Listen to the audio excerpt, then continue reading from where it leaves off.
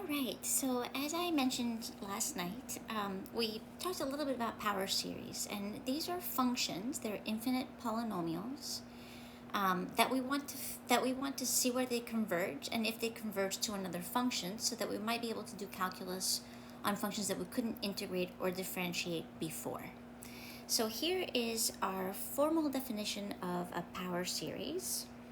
A power series about x equals 0, so this is considered the center of the series, has the form sum from n equals 0 to infinity c sub n x to the n power. So you can see when we expand it to the right, so I'm underlining it right now, we have terms that have coefficients or constants, C0, C sub 1, C sub 2, C sub 3, and so on, and then powers of x. And in that sense is what I mean by saying that they are infinite polynomials. We can also center power series elsewhere, so we can shift where we're going to try to fit a function at x equals a. And the only thing that changes here, we have the same form, except instead of just x to the n, we have x minus a to the n. So here the center is called a, it's at x equals a, and if we write out some of these terms, we'll get coefficients c sub 0, c sub 1 times x minus a to the first power, c sub 2 times x minus a to the second power, and so on. C sub 3, x minus a to the third, and we can keep going infinitely. And these are still polynomials, but if you remember from algebra, when you subtract something inside of next to the x, that shifts it to the left or to the right. So all that we're doing when we center it somewhere else besides 0 is that we shift where we're fitting the polynomial at a different x value. So let's start with, we did one example in class yesterday. We're going to look at this second example. And you might notice, if you just examine the terms, that to get from one term to the next, we always multiply by the same thing. So we want to figure out, well, what might that be? When we do that, we know we have some kind of geometric series.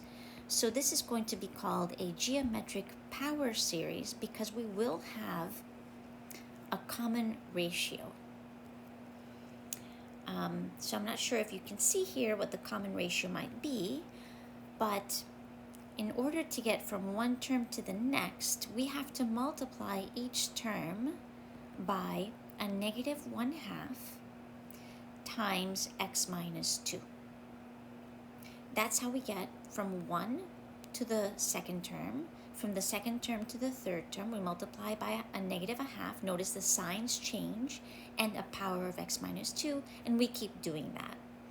And what we're interested in learning is, where will our series converge? So the main question here is, where will the series converge? For what values of x will the series converge? And so because this is in fact a geometric power series, we know that a geometric series converges as long as, so let's talk a little bit about geometric series again. Geometric series have a common ratio, which we call r, and they converge whenever r is between -1 and 1. We can write that as saying absolute value of r is less than 1, or r is between -1 and 1. And so in this series, we have a common ratio of -1/2 times x minus 2. So to find out for what values of x this series will converge, we're going to take that common ratio of -1/2 times x minus 2 and say, well, that will only converge whenever this ratio is less than 1 or greater than -1. Now we can solve this inequality for x, and that's going to give us an interval for x where the series will converge. And so to do this, I'm going to multiply everything in this inequality by 2, and we'll have a -2 is less than -1 times x minus 2 less than 2. I'm trying to isolate the x, so I'm also going to divide everything by -1. When we divide an inequality by a negative number, the direction or sign of the inequality will change. So then we'll have, okay, if I divide -2 by -1, that's going to be a 2, and I change the direction of the inequality. Then we have x minus 2, and this will be greater than -2. But I can rewrite this. It's more comfortable for me to write the smaller term on the left. So I'm just going to rewrite this as -2 less than x minus 2 less than 2.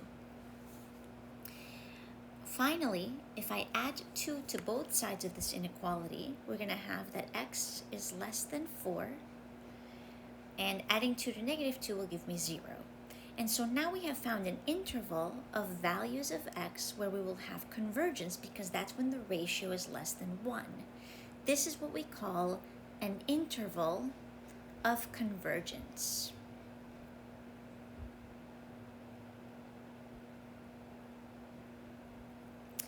Is where the series will converge, the values of x for which the series will converge. Notice that if I draw just a number line here, here's 0 and here's 4. The interval, it has a length of 4 units. In the middle of this interval, which is the number 2, that's our center. A series always converges at its center, even if it converges nowhere else. If we look back above, you can see here, because this is an x minus 2, x minus 2, x minus 2, the center is 2. So the center lies at the middle of our interval of convergence. And we call half the length of the interval, here that length is 2, we call that the radius of convergence. So the radius of convergence for any series is going to be half the length of the interval where the series converges.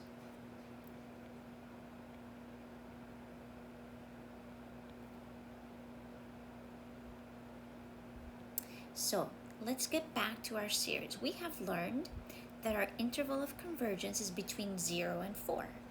Because this was a geometric power series, we can find its sum on that interval. So the sum of any geometric series that converges is going to be the first term divided by 1 minus the ratio. So for this series, we can find the sum by picking out the first term. If we go above and look at our series, the first term is 1. And here we have the ratio, the common ratio that we multiplied every term by to get the next.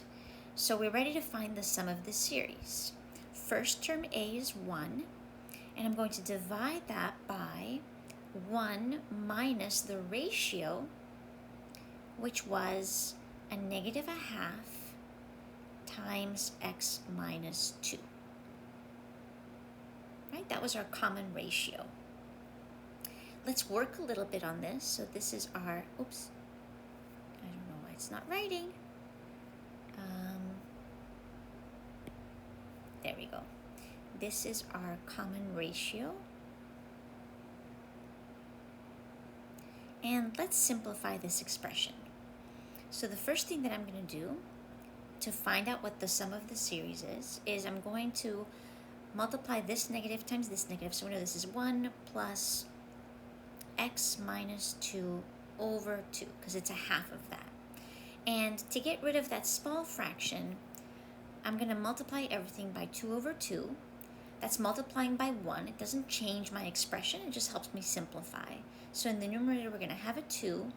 In the denominator, when I distribute the 2, this 2, it's going to multiply the 1, and we'll have 2 times 1 is 2, plus, and when we multiply 2 times x minus 2 over 2, the 2's will cancel, and we'll just have an x minus 2. And so you can see that this is just going to give us 2 over x. So let's summarize what we've got.